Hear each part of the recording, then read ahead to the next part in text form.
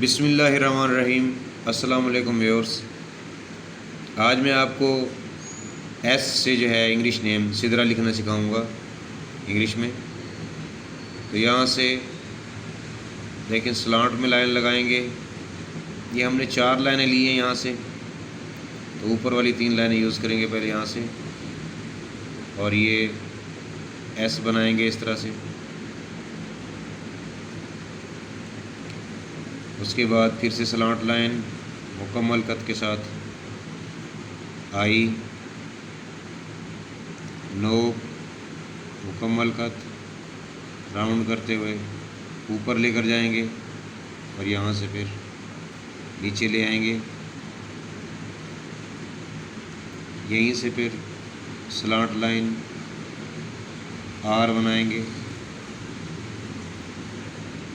फिर से पहले नोक के साथ फिर मुकम्मल कत के साथ आगे लेकर जाएंगे और फिर कंप्लीट करेंगे इस तरह से।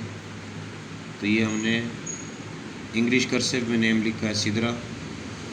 तो जिनके नेम सिदरा हैं वो इसकी प्रैक्टिस करें, खूबसूरत करें और बार बार ट्राई करें। जहाँ से कहीं से इशू हो तो इस वीडियो को दोबारा देखें और फिर उसके बाद इसकी प्रैक्टिस करें।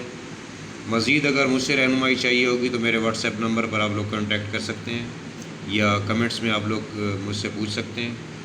तो दुआ में याद रखिएगा, चैनल को सब्सक्राइब करना मत भूलिएगा। थैंक यू जी, अल्लाह हाफिज़।